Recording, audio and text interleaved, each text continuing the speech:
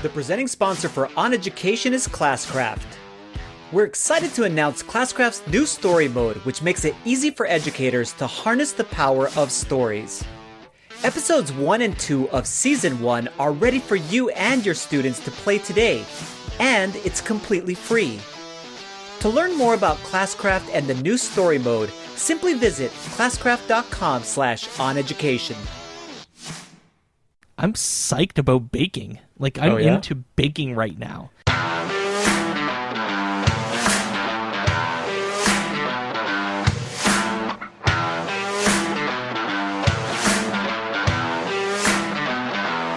Welcome to OnEducation, part of the Education Podcast Network. I'm Mike Washburn.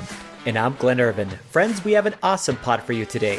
We will debate the merits of school dress code policies, discuss the perfect class size. We have some amazing, awesome news about the podcast, and our guests this week are Mehsikomer and Cyndy Harrison from Sourcewell Technology. So I can't believe I'm saying this. Okay. But, I mean, if you think American politics are bad, have you been paying attention to what's going on in Great Britain at all? I just like the way that they yell at each other. It's so polite, right? Well, it's just so weird. This whole parliamentary process, and then then the combination of that and their accents. I shouldn't just be laughing at, but it just cracks me up when I hear someone keep saying "order, gentlemen," and the people are screaming and whatever might be the thing. I have heard some different things as far as how crazy it's going, though I hear that the conservatives are actually trying to be conservative, which in the United States maybe will follow suit. You know, yeah. I mean, conservatives and not psychopaths, but or just someone that just is faking, their way through whatever. If you're going to be conservative, then have conservative policies and actually follow through with it, and so it is super interesting though. It's a gong show. Yes, totally. It is great. I hate to make light of it, but like, Britain's on fire right now. Like, it's so bad over there, and it's funny as hell because of like this dude, like Boris Johnson is crazy. Like, he is almost as crazy as Trump. That's why they like each other. Boris Johnson is smarter than Donald Trump. Oh yeah, but they're equally like crazy, wild. And the thing is, like, his first 3 things that he's tried to do as the new Prime Minister of Great Britain have all failed, like spectacularly, and so bad that like people from his own party are defecting to the other parties just to like stick it to him because they hate him so much and like the things he's trying to do. It is so awesome and wild and crazy. Like, if you're looking for alternate forms of entertainment that don't directly affect your lives but are still politics, go watch British politics for a little bit. I mean, we'll be entertaining in a month or so, couple weeks, when because there's the election is happening in Canada soon too. Oh, wow. Yeah, like, the election's going to be called easily in the next week or two. I can tell you that, like, so our Pekka Renio, who ran for the provincial election back a year ago, and we had him on the podcast to talk about education in Ontario, he's actually running in the federal election as well for the NDP. Awesome. So his signs are already printed. Like, we're ready to, like, the NDP are ready to go, at least in Barrie they are. They're not going to... I can't believe I'm about to say this, but they're not going to do well. But, we're going to try. You're going to represent. We're going to represent. But I can tell you that there's going to be a Canadian election, and there's probably going to be a British election now, too. And then we're still in, like, hardcore primary season. So, all of the 3 main, like, Western countries are all, like, going psycho right now, which is, it's going to make for entertaining politics at the very least. For sure. So...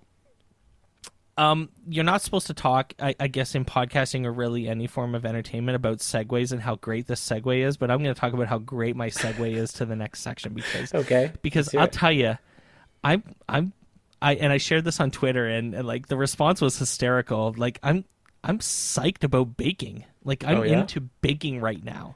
Okay. Have you ever baked? No. Not at all. No. Do you make did you learn how to make like really good food from your mom?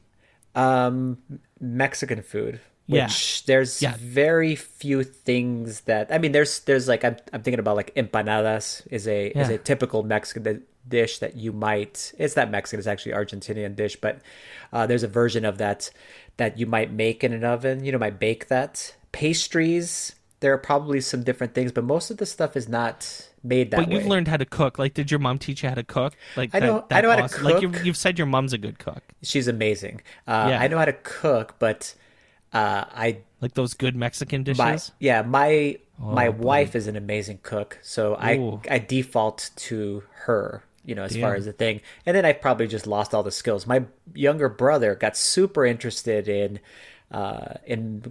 learning recipes from my mom just here in the recent past, probably 10 to 15 years.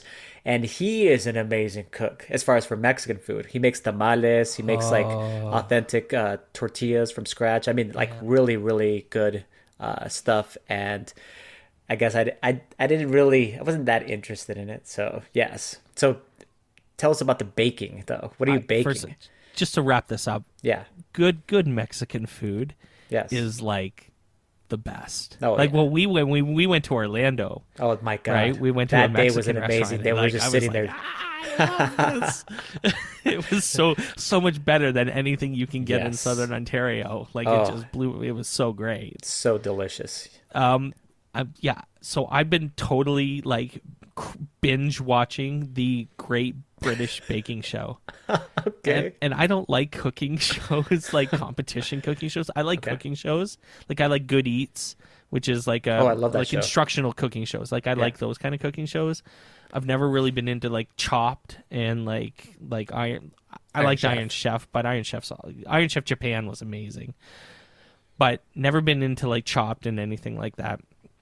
The Great British Baking Show is freaking great. I've heard some people say that about it, and I have not even ventured to turn that on. Is that on Netflix or something? Or where do you find it? Like it's just in our in our on demand. Oh, okay. So it's like one of the shows that you have access to. Yeah. Yeah. Okay. It is so good and like inspiring. Like I'm like, damn, I can do that. Like I'm like into it. So what are you making? Like pastries or like I wrote a cookies? List of the right. Yeah, totally. I wrote a list of the things I want to learn how to bake. I want to learn how to bake croissants. Okay. I want to learn how to bake samosas. Okay. I want to learn how to bake like baked donuts as opposed to like fried donuts. Nice. And a bunch of other things. It's on Twitter. Maybe I'll link the tweet in the show notes. But I'm totally gonna learn how to bake. I think I'm excited about it. I love eating all of those things. So, have you? You bake? You've had samosas before? Yes, I love all kinds of different types of pastries and desserts. So yeah, if you start learning all this stuff, you're gonna come to Toronto. I'm either gonna come to Toronto or when you come to Minnesota, you're gonna have to just bake for us. Cook for you. It's funny. My sister doesn't listen to the podcast, or at least regularly, so she won't hear me say this. But like when I go to her house, when we go to her house for like a weekend to visit, I'm always like the one cooking. She just says I'm not cooking. You cook. Like, you're way better. Go ahead. Than me. So I end up being the cook of the when we go to visit there. They do the shopping, but it's like, Mike, decide what you're gonna cook, and then I'll go buy the food, but then you cook it. Hey, that's pretty awesome. That's a good role. I love cooking, man. Yeah. I think cooking does all of the things that make people happy. Like it brings people together. Good food is the best. Absolutely. And there is so many cool things to cook that, like, I mean, you can just keep going and going and going and going and going. I want to see some of your creations then as you start busting them out.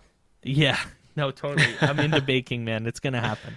It's totally going to happen. So school started this week for both of us, I guess. This is the normal time. I joked that this is like the normal time for people to start school. Yeah. Everyone else is weird. This is like the normal school. Normal first day of school was yesterday on Tuesday, September the 3rd. So how's it been going? Good. Yeah, I mean, you're right. When I was in Colorado and in California, we started mid-August. So when we moved to Minnesota, we're like, after Labor Day? That's awesome. So, yep, we started. I actually took pictures of my sons for the first day of school, and we've been what you do. So dang busy haven't even posted them on social media. So I feel bad. I just thought about that just right now. I was like, oh yeah. I did take the picture though, but yeah, it's been crazy. And the kids they're older now. So they are taking more responsibilities as far as what they need to do as far as in the mornings, and it's crazy. I mean, I remember Lysander, my oldest son, when I was taking him to school when he was in preschool, and just how tiny he was and little, and then now he's already in 7th grade. So I know, it's crazy. I feel we're getting old and our kids are getting old. And it's like crazy. Like so Isaac started grade 6. I couldn't remember if Lysander was in grade 6 or 7. So he's in 7, and your youngest one is in grade what? Second grade. Yep. Grade 2. Mm-hmm. And so Jacob starts preschool next week. Oh, that's awesome. So is he excited? Oh yes. Good. He's been packing his backpack as if he's going to school, and then he takes his backpack to his grandma's, and it's got, whatever random nonsense a 3-year-old puts in their backpack. I know. Such great things in there. Survival kit, it's called. Things you never knew. My little monsters, exactly. My bear, maybe a random pillow.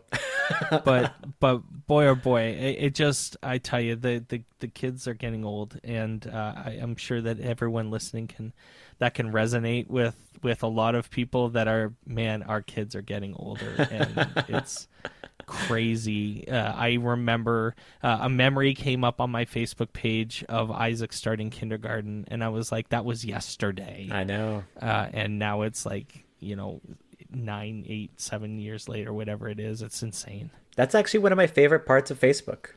I kind of stopped actually posting things and just even getting into those arguments, political arguments or whatever it was with people, and just kind of abandoned Facebook in general.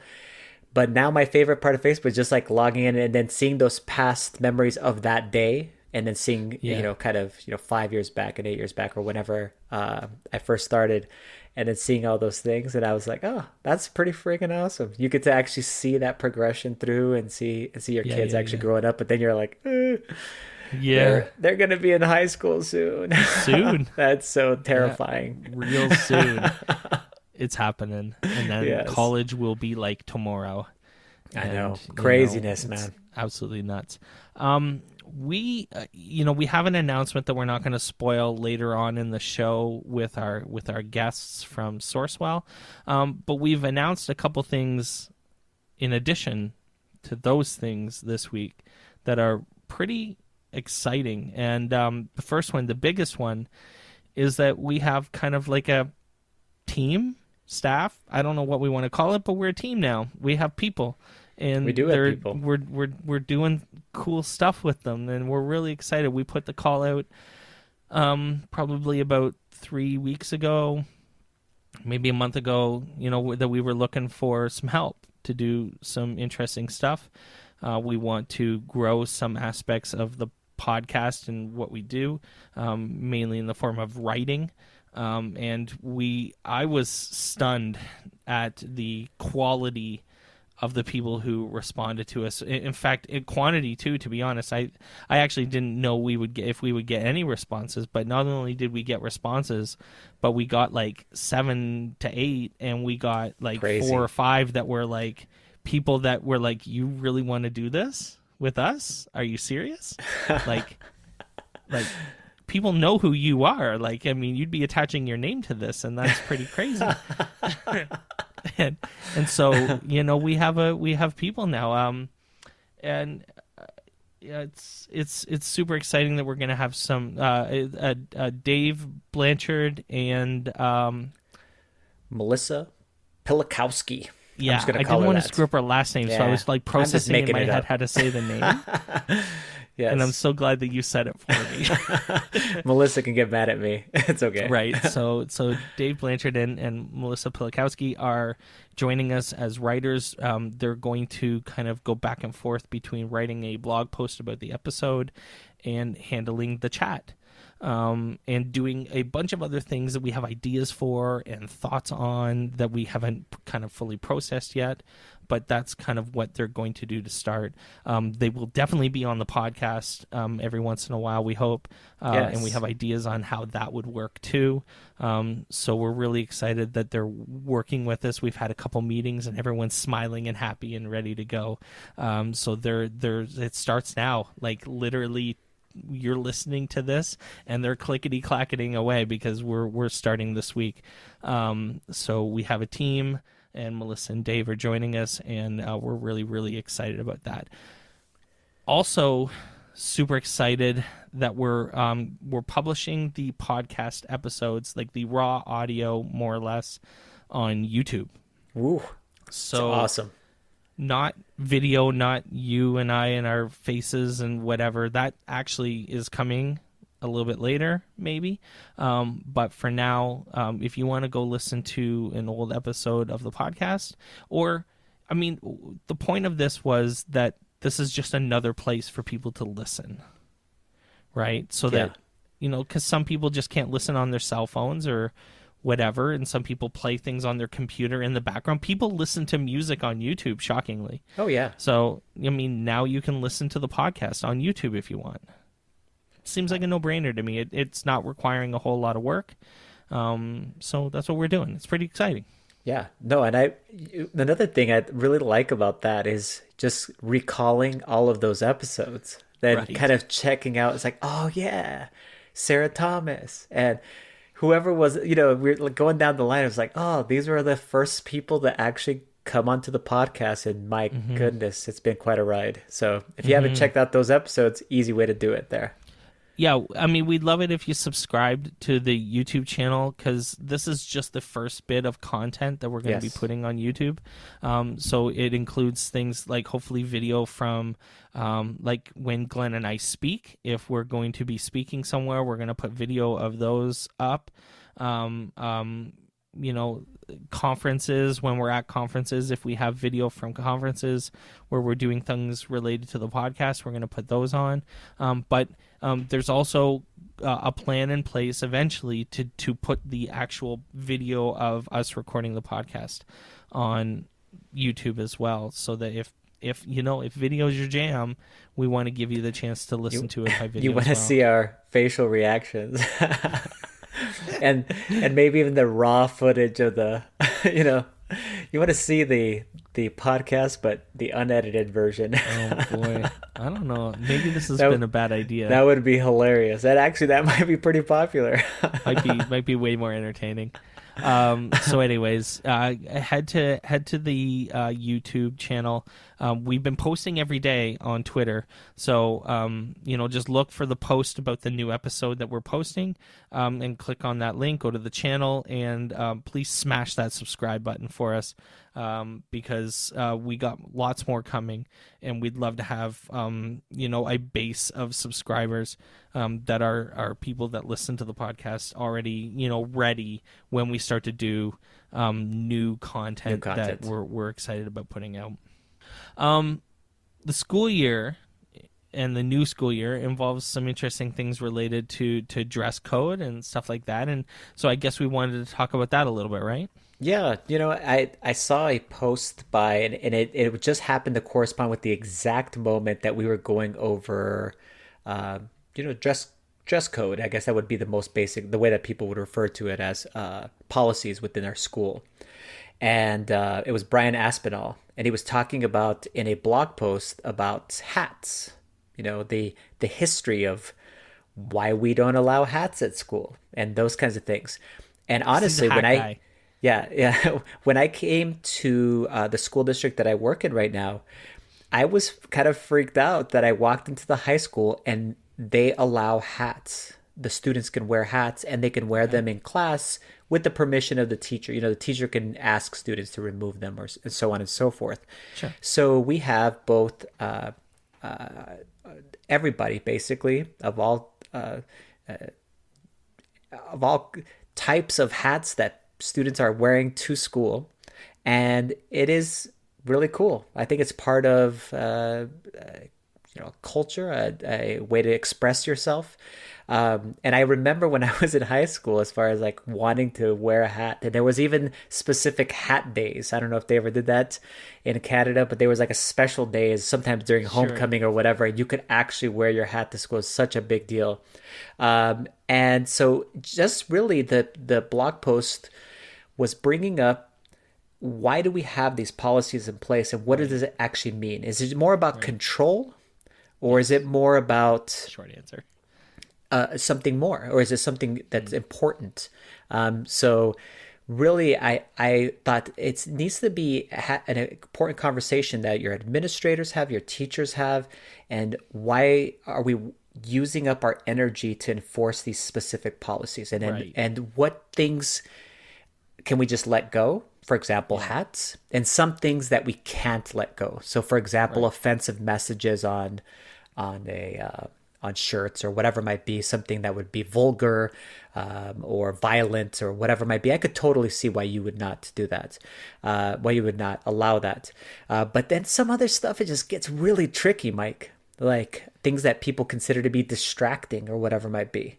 And I think that we need to reconsider kind of where we stand at these things, and at least have a good justification of why we're doing this, and not just because we always did it, And so it's a great thought. I love his post, and I love that he brought it up so that we can start having these conversations.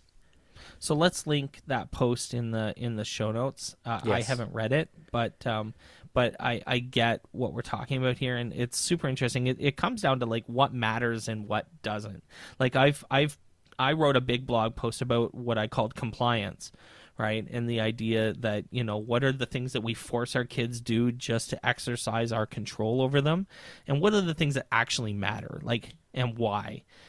And, maybe the trademark of OnEducation should be it's complicated, because like, just like to be honest, just like everything else, this is a nuanced discussion.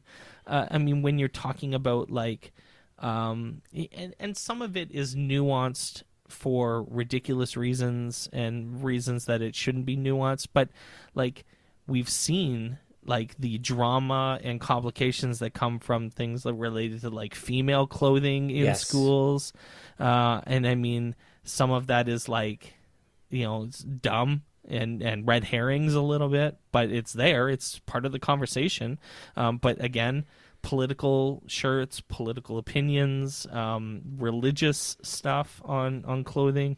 Like, this is a complicated discussion, and I think that a coherent policy with a base on a good conversation by administrators on what matters and what doesn't. Like, does wearing your Minnesota Twins, Toronto Blue Jays hat, baseball hat, actually matter? Like, is that stopping you from learning anything? The answer is no. And if a student wanted to express themselves, and some do, and they want to wear, for example, a Make America Great hat, and wear that, as a teenager, and I was just thinking about to the rebelliousness of kind of that, of kind of that's part of my life, or in a teenager's life. That would kind of be a symbol of being a rebel, that kind of thing. And it's a total self-expression thing. So I'm like, if that's what you're going to put on, that's what you should be able to go ahead and wear. And it's not an offensive message, as far as the thing goes. We can disagree with it, blah, blah, blah, whatever the politics behind it or the person that it represents. But I think it's a great way for students to start. Basically, we want them to be adults. There's no place in the world as an adult. I guess there are, but I can't name them right now, where you're not allowed to just wear your dang hat. And in all kinds of different professions, you're supposed to wear a hat, just for safety reasons, whatever they might be, And so it's just interesting that we decide at school that we're going to police some of those things. It's funny though, a mega hat is an interesting complication to the hat equation, right? Because it's not about so the complication isn't about the allowing a student to express their political opinion, which I think is great. If we're gonna allow liberal left-wing kids to like walk out of school in protest of such and such and whatever. I mean, we gotta, allow the inverse, political expression as well, obviously. Of course. But so the complication though becomes, how much of a distraction is that to other kids and stuff like that. And it's a nuanced discussion, and maybe the pros of allowing a kid to wear a mega hat outweigh the cons of it being a distraction. I mean, and if I was to be completely honest with myself, I'd have to say that I would lean more towards freedom of expression than the distraction. The distraction's other people's problem more than it's the person wearing the hats. Of course, in a lot of cases. There's a great YouTube video about that too, Mike. Yeah. It's a YouTube video basically about a Muslim girl and a young gentleman that's wearing a one of those Make America Great hats, and they're both at a some kind of event, and they both happen to be at the same event, and they're kind of these two different crowds, and they're kind of yelling at each other, right? And two different political completely different spectrums and whatever it might be. And this kid that's wearing the MAGA hat, the Make America Great hat, some other person rips that hat off their head, and the young Muslim lady actually starts screaming at whoever took it off, says, no, we're not doing that. Like basically saying, we all have a right here to basically, raise our voices and protest and defend our sides and our ideas and whatever, because that's what makes the United States amazing, and Canada amazing, is we have a freedom to express our ideas and beliefs, and we should be able to do that same thing at school, which I think that was an amazing, it's a YouTube video that's been put together, and they're basically having a conversation back and forth, the two participants afterwards, of like what happened and kind of how they grew together, and kind of basically how they started to like listen to each other's ideas rather than just scream at each other, to really start having a conversation rather than kind of this thing. So it really led to some great stuff. And maybe that's where we can actually start opening up dialogue rather than it become kind of this super polarizing, we're all on opposite ends. And I know we just switched from dress code to that, but I think it's important to go ahead and allow our students to go ahead and express themselves in those ways.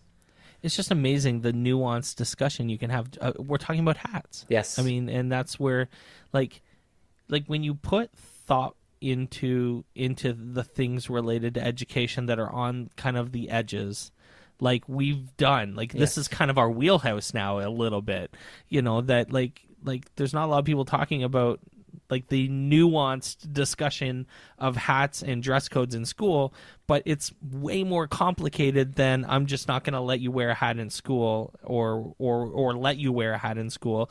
There's super interesting discussions surrounding that topic that like have to still happen.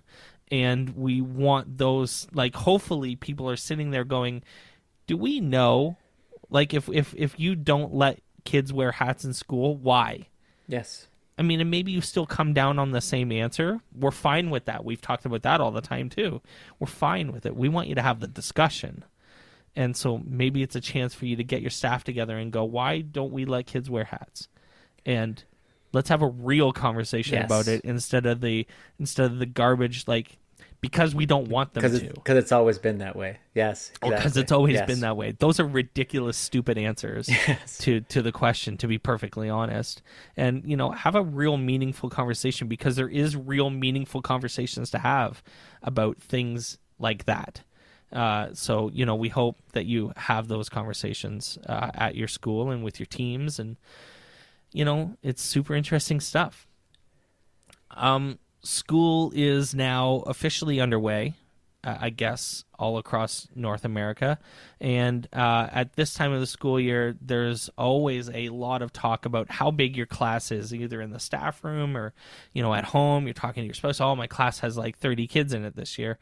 And I think this school year, though, more than ever, we're going to see some real super interesting conversations about class size and debate about class size and whether that matters and how much that's impacting your ability to teach and learn. So we're going to chat a little bit about that next, so stay with us. OnEducation is brought to you by Pick My Kid. Pick My Kid is an automated dismissal solution that cuts car line time in half. It engages parents with the Parent app by being able to change dismissal routines right from their phone. Friends, that means no more front office calls. Pick My Kid is an affordable solution for schools and removes dismissal stress for parents, teachers, and staff. For more information, visit pickmykid.com. That's P-I-K, mykid.com. OnEducation is also brought to you by Taylor Ed. As teachers, meeting the needs of each and every student in today's classroom is time-consuming, complicated, and just overwhelming. Taylor Ed makes differentiation in math effortless through curated resources, smart student grouping, and student insights beyond proficiency. Sign up today using the promo code OnEducation and receive 3 months free on us. Visit taylor-ed.com for more information. All right, welcome back to the podcast, everyone. Class size is obviously an issue that's never probably going to go away and comes up every year. But I think that, especially in Ontario, with some of the changes that the Ontario government is making related to class sizes, and, you know, there are elections in the U.S., you know, coming up, this becomes an interesting conversation. And a news article from the Des Moines Register caught our eye this week related to class size, only because of the numbers. I think the numbers in this, and even the fact that they put like the actual like numerical numbers as opposed to writing the numbers, so it catches your eye when you see the numbers of some of these class sizes. But it's going to be a conversation that we're gonna have, and I'm hoping we can talk about it a little bit here, and then maybe even punt the conversation onto some of our other channels to spark a conversation online, and then maybe come back next week and talk about this again. So the article that we came across had some super interesting issues. I mean, in the big numbers, obviously 59 kids in the yearbook class. Did you do yearbook class first off? I did not participate in the yearbook class, but I think the point is that every kid does yearbook class. Oh, okay. I was like, holy, that's a lot of kids. 59 kids is a lot. 59 people in a room. Right. You're going to have a large room. So that's huge room. Terrifying to me, just for classroom management purposes, much less safety or anything else, Right? Yeah. like I mean, first off, I mean, the joke is the gift that keeps on giving. I mean, of course, all the kids go to the yearbook class. I remember booking the yearbook class in high school because it's the gimme class, and that's super funny to think about. But the idea that there's 59 kids in a room is like in a I hate to even bring it up, but yeah, it's the first place my mind went when I saw that there were 59 kids in this class.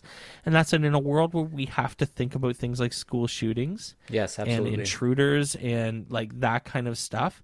Imagine a room with 59 kids in it and how you would deal with an emergency situation and 59 kids in a room. Yeah. It is a absolute, like, that's just one of the aspects of this that would be a disaster waiting to happen.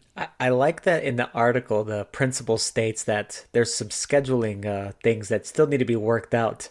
It's called, when you're scheduling this, creating this schedule, you have 59 kids in one of the sections, you go, we need to either distribute these kids or create a new section, do something, because we can't have a number that large in this space or whatever. Right. It just seems ridiculous. I do know that some courses, for example, are band classes and our choir courses, where you would have those huge numbers, but they also, because the band is big, they also have these huge rooms that accommodate these types of numbers, and it makes total sense that you would have your entire band playing it together, obviously as a big large group. But in a normal class setting, this number, just like you just said, you talk about 59 kids, it's just, it's off the charts, ridiculous. And his reasoning behind it, like, we're still working on those numbers. It's like, that's when you have really, like 37 kids in a class and you're still trying to get it down to like 27 to 28. You're still working those kids around, not 59. So I thought that was just comical. Right. Hot tip, principal. Divide by 2. Yes. We're good. And then you're fine. Exactly. We're good. Divide by 2. Yes. It's like basic math. Yeah, So, and even divided by 2, if you had 2 classes of 30 kids is a lot. Anybody that teaches right class. now, that teaches with 29, 30 kids, and they have that, our elementary school teachers, that if you have 29 or 30 kids in a class, it is significant, like the way that you have to manage that class, how you're going to probably need some paraprofessionals to be as far as in your class, some aides, and it's difficult. It's super difficult. Not that people aren't doing it right now and have been doing it for a while, but we just thought, at the beginning of each year is when we see these numbers, because that's when the effects of budgets actually start happening. And I'm sure this is the same thing in Canada, right? Right. When you can see the effect of like a cut, as far as, we're reducing 20 teachers here, 12 here, whatever it might be, and then you still have the same number of students. What are you going to do with them? Well, distribute them, and they're going to be larger class sizes. So I just remember, like, my class size at the private school that I taught at was 24, max 24.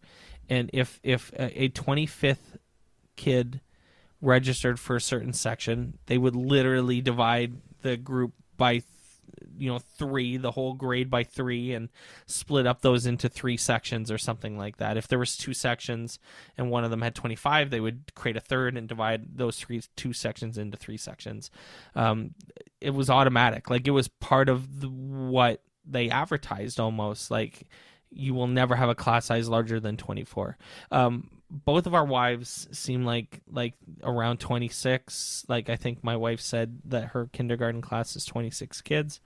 And I feel like 26 is like on the high end of normal, at least the new normal, right? Yeah. Like, it's not perfect, but it's what I think teachers at this point have become accustomed to being able to manage, is like that 26 to 28 is like not ideal, but we can handle that, and you generally won't hear a lot of complaints from teachers at like the 26 to 28 level. You might hear some but they're just saying it's not ideal, but they're not like burning down the house over it kind of thing. Yeah, right? I'm wondering about that, and that's kind of why we were interested in starting this conversation is what is that ideal number for you? Because I think it does matter, number one, what level you teach at. So, for example, at the high school level, I think 26 to 28 is actually not bad. But 26 kindergartners that your wife has, that seems like a lot, man. That's like, I can barely handle one kindergartner for the record. That's a tough number, but maybe that's typical now. Maybe that's not atypical, and I'm just, getting worked up about this, but it just seems like that's quite a large number. And our teachers are doing amazing things. It doesn't matter how many students we have. It's interesting that a private school would really take that into consideration and really sell their customers on that. That's what we all should be doing, is selling that concept of, we need to reduce class size, because why would we do that? Because we want to make sure that we can differentiate for your students, personalize their learning. We can actually get to know your kid. If we have too many kids, if I have 59 kids, I don't even know. I'm just trying to tell everybody to sit down. I don't know anybody. You're gonna know the names of the good kids, and you're gonna know the names of the bad. And kids. that's unfortunate. Yeah, that's actually the truth. And you're gonna forget the 40 kids in between. It's very difficult, exactly. And so it would be interesting to hear what people think, from and then maybe even know what level they teach at, So are they an elementary or middle school or a high school teacher? Okay. And then maybe even the content area, because maybe it depends on content area, like you need smaller numbers. I was just thinking about industrial technology, where you're working with tools and those things. Sure. You probably wouldn't want a lot of kids to be able to supervise large numbers with dangerous tools. Exactly. In my Spanish class, when I had 28 to 30 kids, I loved that, because I loved the energy that comes from that many kids, but that's because that in that class, in that environment, that helps to drive through the class. It makes that the class go by and you enjoy it and whatever it might be. And in some classes, you may need more focus, more time for individual answering of questions. I was thinking like in sciences or math, but again, I could just be inventing this. So it'd be interesting to hear from our audience what would be their ideal number. Yeah. So what we're gonna do. And I mean, to get super good results, this requires volume.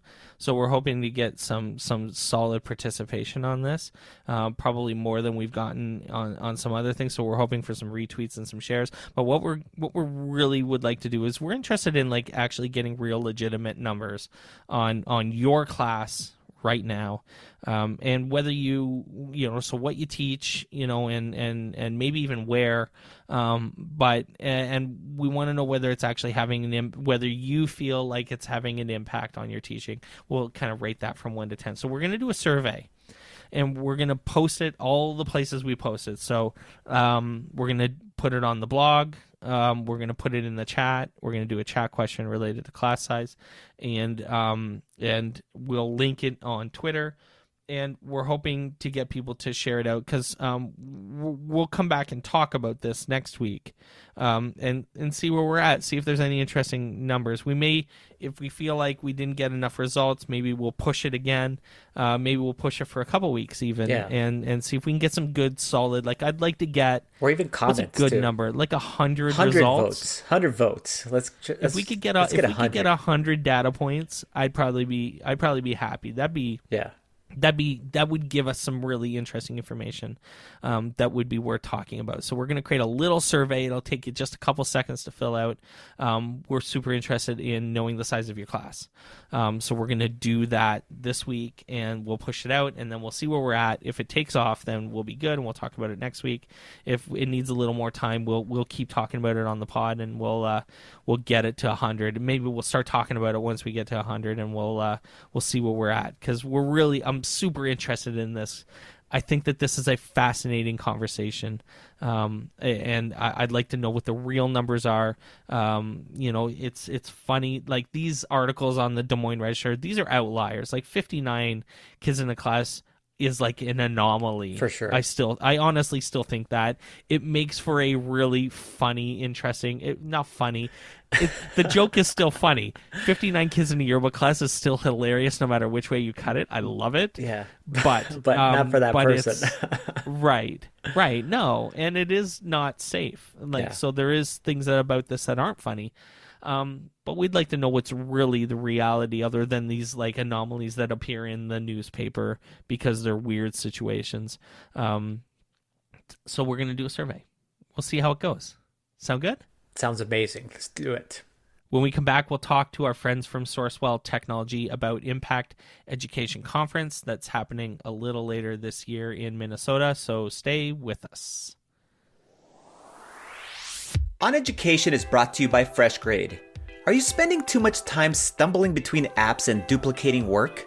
Want to spend more time connecting with your students? FreshGrade Next has powerful new lesson planning tools that give you the flexibility you need to focus on engaging and inspiring your students. FreshGrade Next is designed for teachers and made for learning. Integrated, simple, and powerful. To learn more about FreshGrade Next and sign up for your free account, visit freshgrade.com.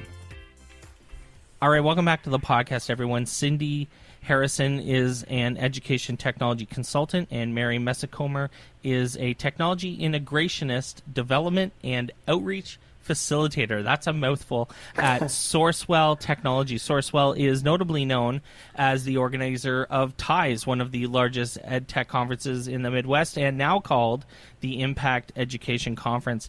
They're also most likely our top 2 retweeters.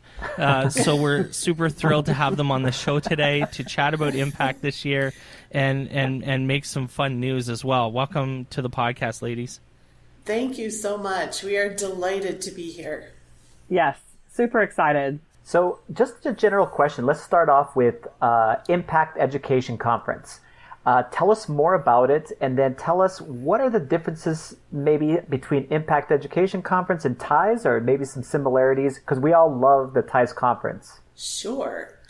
Thanks, Glenn. So the TIES conference was for many years kind of the branding of the conference that was part of the organization TIES. And over the last year or so, we have had a change in ownership of our organization to Sourcewell Technology and a renaming to Sourcewell Technology. So we are continuing to still provide what it was known as the TIES conference, but we have rebranded it and we are now calling it the Impact Education Conference as part of our whole new push and outlook and brand for this new endeavor. So we noticed, and we've mentioned it on the podcast, but we're super excited that you guys are offering books, not swag bags, for your podcast. And we'd like to think that we were helpful in that decision, but we wanted to get you to talk about why you made that decision, kind of the genesis of the idea, and what you guys are offering as far as the books go in terms of like who and all of that stuff. I love this idea, so let's talk a little bit more about it. Sure. Thanks, Mike. Well, part of the impetus behind the books did indeed come from the OnEducation podcast, because I happened to be listening one night and you were interviewing Jordan Shapiro, whose book, The New Childhood, really struck my interest. And so we started to talk about it as a team, and we all agreed that as most of us and most of the people we know have cupboards full of water bottles that come tumbling out every time we open the cupboard. Exactly. And a person can only use so many grocery bags and other conference type swags. We just decided that it would be just as effective or more effective to invest in the books for our featured and keynote speakers. And so that's what led us to that decision and had us decide to offer the books as part of registration instead of your typical conference type swag. So what books are we talking about though? Yeah. So we have, and Cyndy will help me if I forget any. We have Jordan Shapiro's The New Childhood, which is an amazing book. Which is an amazing book, and I'm working my way through that even as we speak tonight. It's fascinating. And then we also have the book by Jimmy Cassis. I believe it is called Stop Right Now, the 39 Stop Stops Right Now, the 39. Thank to you. Making Schools Better, and Culturize, both his books. Yes. Oh, nice. Yep. And then we have Angela Myers is one of our keynotes. And so we also have her book, which is The Passion-Driven Learner and Passion-Driven Classroom. And then we also have the Tech Rabbi, Michael Cohen. Nice. We have his book. Mm-hmm. Educated by Design. Educated by Design. Thanks, Cyndy. And we also have, who am I forgetting, Cyndy? We have Carl Hooker. We have Carl his Hooker. Mobile Learning Mindset. Yep, his whole series. They can pick which one of the series they want to read for that.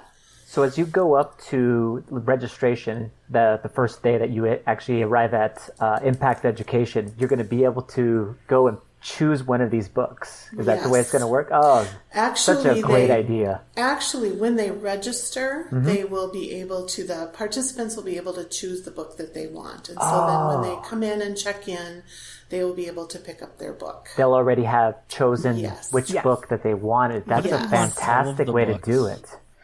Well, and I do need to add, we do have Monica Burns as well, Tasks Before Apps, and 40 Ways to Inject Creativity into Your Classroom, along with Tom Rademacher, a Minnesota Teacher of the Year from 2014 with It Won't Be Easy. Awesome. I was thinking about, like, if you register as a district, this would be a fantastic way to do kind of a book study. So you come in and you register, for example, at Sauk Rapids, and we register 20 teachers, and then we might as well all choose a specific book, and then that might be the book that carries us forward for the rest of the year. So that's fantastic. That's an awesome idea, Glenn. And in fact, one of the things that I'm hoping districts will do is do a community read like that with one of these books and incorporate that into their thinking as they move forward for the rest of the school year. So can you guys tell us a little bit about, I think you revealed something in the books though too, it's okay though, as far as who are the keynote speakers. Now the first TIES conference I ever went to, I tell a story that I was out in the lobby area of the Hyatt, I think it's the Hyatt Hotel, and it's a beautiful lobby area, and I was sitting there and I was talking to this gentleman about Game of Thrones and all these wild topics, and I didn't realize that guy was George Kiros. And the next morning, myself and actually one of my students were in the audience, and I see him walk on stage. I'm like, that's that guy from last night. I was just talking to him. I'm like, oh my God. That's how ignorant I was as far as the first conference I ever went to. But how I love that there's that kind of, even though it's a big conference, there's that personal feel as far as the connection between the participants and then your keynote speakers. It's like we're all part of this group of educators working towards the same thing. So this year, can you tell us about who our keynote speakers are and more about them? Yes, we would love to do that.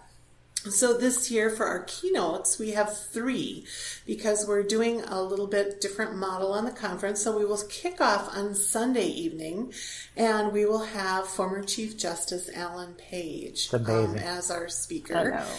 And he will talk about different types of motivators for kids and mentoring kids, and a lot of things along that type of a theme. And then on Monday, December 16th, we will start off in the morning with Angela Myers, and she writes a lot and speaks a lot about the passion-driven learning and passion-driven classroom. And then on Tuesday, December 17th in the morning, we will have Ginny Cassis, who is, as everyone probably knows, a former principal. He's now an adjunct professor, teaching about leadership and innovative schools and school leadership. So we've got kind of a nice mix there of people bringing different topics and ideas to the table for education. So the crazy thing about your featured speakers is that like a ton of them are keynoters. Yes. Like these are like the institutional knowledge, the level of I don't know, the folks that you have coming that are featured presenters are equally amazing. And so talk about who's coming that may not be a keynoter, but are going to have pretty significant presences at the conference as well. Absolutely. So for our featured speakers, we have, right now we have 8 of them lined up, and we have Monica Burns. We have Jennifer Clifton, and Jennifer is kind of a new idea for us. She spoke last year and did a workshop on mindfulness. So she brings some mindfulness and self-care topics to the table for educators. Yep, and we have Ryan Cloutier, who is our security, our principal security architect here at Sourcewell Technology, and he is what I often call him our mad scientist of cybersecurity. And so he offers a lot of really great, both technical and practical insights into the world of cybersecurity. And then we have Michael Cohen, who is also known as the Tech Rabbi, and he will speak to his expertise with project-based learning and some of the exciting things that he does with students. And then we have Carl Hooker, and Carl is kind of backed by popular demand. Carl was our keynote a couple of years ago, and beyond his expertise, we just really love him. He has a great heart, and he's going to help us with a trivia contest in the exhibit hall Sunday night, and then he's also going to be one of our featured speakers as well. And Tom Rademacher, who has written the book It Won't Be Easy, and he blogs about teaching and learning, and he has such an insightful an interesting way of looking at putting yourself in your students' shoes and motivating students and inspiring students. And then we have Jordan Shapiro, and I am so excited to get him to come to our conference. He has a lot of amazing and interesting things to talk about when it comes to how kids are engaging online and what's good about that, and how we as adults need to change our thinking about how kids are engaging online and become part of that playground with them. So I love that about him. And then we have Abdul Wright, who is a former Teacher of the Year. And so we've kind of rounded it off with people from both the technical, the emotional, and the tech integration and instructional sides of education. So we're hoping we have something here that will appeal to just about everyone. Yeah, I mean, just like Mike said, it's just crazy. You could just have any of those people you just had as featured speakers and put them right on the keynote stage. And many of them have been keynoters at all kinds of different conferences, including ISTE and FETC and so many other places. And we're bringing them here to Minnesota. So super exciting to have them just even as the featured presenters, which just shows you the quality of the conference. And Glenn, what I also love about the featured speakers is we also sometimes have the ability, because it's a smaller thing than ISTE, we have the ability for people to engage and meet and actually spend some time with these people. So they get beyond just the sitting in the hall listening to them speak. They get a chance to actually have conversations, ask questions, and share ideas. So in addition to obviously amazing keynoters and unbelievable featured speakers, we also have something that we've been holding on to this news for freaking months at this point, let me tell you. It's been driving me crazy. It's been driving me absolutely insane. And I'm not good at keeping secrets. So at this point, I actually sent Cyndy a message this morning. I'm like, to hell with it. I'm talking about it this week, whether you're ready to talk about it or not. I mean, everything is done. So we're gonna share it now. So we're really, really, really excited to share that we are the official podcast for Impact Education Conference. Woo! And featured presenters or whatever the hell you want to call us, but we're there too. And we're doing tons and tons of really cool things. Let's I guess share a couple of them. I guess we're going to have our own kind of live room. Nice. Which is insane. Where we're going to be interviewing all of the featured presenters, or as many as we can get, and having them join us for live shows that are going to be on the schedule. So when people, they can actually choose to come to that as like more or less a session of the conference. We're going to have a booth in the concourse, I believe. We're going to be doing other interviews and talking to other people, and people can just drop by and hang out, and maybe we'll put you on the show. And I believe we're also going to be doing some sort of a session on podcasting at the conference. And we're really excited. We've been talking about it for months. We've been thinking about it for a while. It's really, really exciting. Great opportunity. Thank you, guys. So, I mean, we are thrilled. I can't tell you how excited we are to talk about this at this point. And one thing that I can add to this, Mike and Glenn and Mary, is that, like you said earlier, we do have an amazing amount of featured speakers, or all could be keynote speakers as well, and they all are.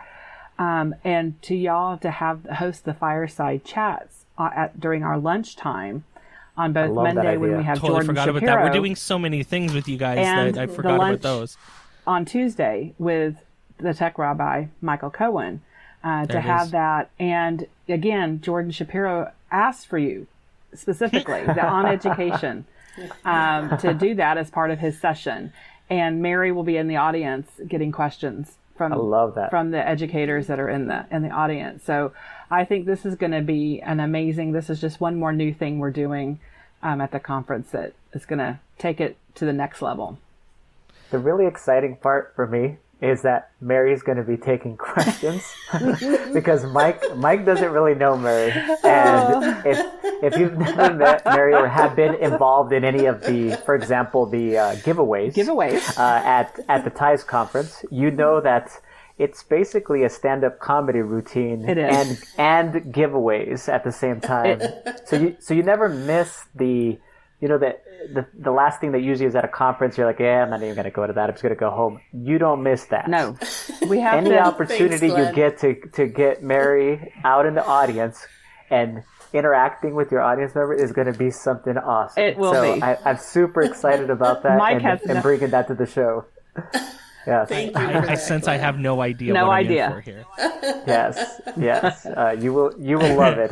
I'm telling you right now, and so will the audience. So we're super excited, man. That fireside chat, that's a great idea in that setting. If you've ever been in that hotel, perfect opportunity, especially at lunch. It kind of feels like it becomes disjointed sometimes at the TIES conference where people kind of went off. And this is a way to kind of all bring us all back together and then be able to enjoy our lunch while being able to listen to these amazing educators and people. Yes. Everyone, that will actually be in the Nicollet Ballroom on the first floor right there. Y'all are going to have the center stage for interviewing. So that's awesome. It's going to be exciting. Not nervous at all. No. Don't be. It's going to be awesome. Do what you do. So when I say we've been holding this in for months, like literally, I think the first conversation we had about this was in the spring. So like we've been holding on to this for a little bit, and I'm terrible at keeping secrets, so I can't believe that I've held it in this long. You did it, buddy. So like, I mean, we're really, really, really excited about this, and a lot of the folks that we're talking to and dealing, we know, like, I mean, we've had Michael Cohen on the podcast, and Carl Hooker is one of my best friends in education. Like, Carl Hooker is my mentor in education. I mean, I've shared that on the podcast multiple times. I mean, I've heard you. So we're so excited to have these folks in person at the conference. We're going to be there. I don't think you're going to be able to go anywhere without seeing something related to OnEducation, which is, I mean, pretty wild. Yes, it is. So you'll be all sick of us by the time we're done, but you know. No, they'll want more. They'll want more, man. No. Right. Well, they'll want more of Glen at least. They will want more. And being accessible. We're really, yes, absolutely. Right. So I mean, we're really excited about the opportunity, and it's so cool. So we're thankful for Sourcewell for giving us the chance, and we're gonna kick some butt. It's gonna be a lot of fun. So if our participants are out there, people that are interested, they're like, oh, okay, what's this Impact Education Conference? How do people get registered? And I believe we still have an opportunity to submit a proposal if you're interested in presenting too. So tell us more about that. Absolutely. You can go to impact.sourcewelltech.org for all conference information. You can register there. You can see the books that Mary was already talking about earlier, and which for your swag, everything is right there. Also, the call for proposals is open until September 13th. And sometimes we don't close it quite on the 13th, but try to get it in by the 13th, and you get 50% off your conference fees. Even if you present one time, you can still get 50% off your entire conference time, not just the day you're presenting, and as we've had in years past. So it's an amazing opportunity to get 3 days really for $150, because we have buy two, get a third is free. You get 3 days for the price of two. Yeah. So if you take half price of that really gets an excellent price to be able to come in here and see these remarkable educators that will be speaking, plus the people that give their proposals. We always have such an amazing session lineup. Awesome. Cyndy and Mary, thanks so much for joining us on the podcast today. We love you guys. Oh, we love y'all too. This is fun. Thanks for listening to OnEducation. My name is Glen Irvin. My co-host is Mike Washburn. OnEducation is part of the Education Podcast Network. You can listen to this show and many others by great educators like Jennifer Gonzalez, Matt Miller, and many more by visiting edupodcastnetwork.com. Want to get in touch with us? Check out our website at oneducationpodcast.com. You can tweet us at oneducationpod. Mike is at Mr. Washburn on Twitter, and I can be found at Irv Spanish. You can find us on Facebook by visiting facebook.com/oneducationpod. We're also on Instagram at oneducationpod. If you're enjoying the show and think others would too, we would be thrilled if you shared it with them. Please leave us a rating or review in Apple Podcasts or the Google Play Store. When you leave a rating, it gives our rankings a boost. This helps others discover the show. We want to thank our presenting sponsor, Classcraft, for supporting us. Check out classcraft.com/oneducation to learn more about them. Thanks as always for listening, stay awesome, and see you soon.